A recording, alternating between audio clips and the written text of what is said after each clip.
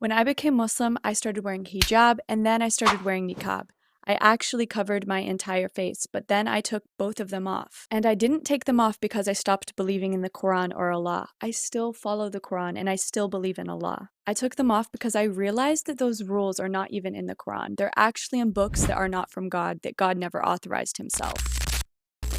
Excuse me, folks, I apologize for the jump scare. I have a brief but very important interruption to make. During my initial filming of this video, I forgot to include the verses of the Quran that people try to attribute to there being a hijab mentioned in the Quran as a hair covering. The first verse I'm going to share is actually my favorite one, where the word hijab is actually mentioned. In Surah 33, verse 53, Allah tells the men to ask the Prophet's wives from behind a hijab. That's right, not the women to wear a hijab, but for the men to ask them from behind a hijab. A hijab can be translated to a barrier or a partition. So essentially, the men are being asked to ask the wives from behind something, not for the wives to wear a hijab over their heads or their faces. Isn't it interesting that women are told that they're the ones who need to cover their entire bodies and even their faces, when it's actually men who are told that they need to ask from behind a hijab in this verse, not for women to wear a hijab? Anyways, next verse. The word mentioned in this verse is khumurihin, or in other words, khimar. I did have to refilm myself saying khimar multiple times because I cannot pronounce it. And this is never said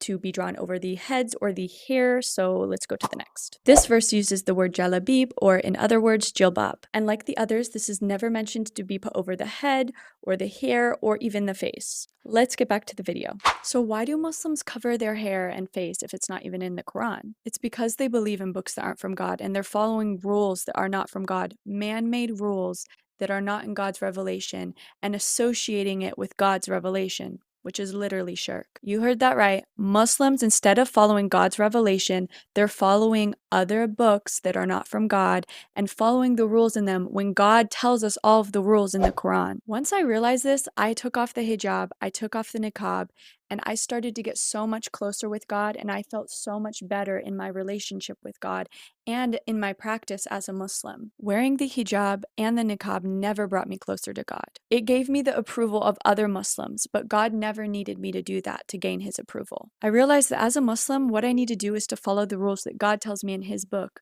which never included covering my hair or my face. So if you're Muslim, tell me, why do you believe you need to cover your hair if God never told us to do that in the Quran? Do you think that God forgot details in his revelation? Do you think Bukhari is better at completing Islam than God?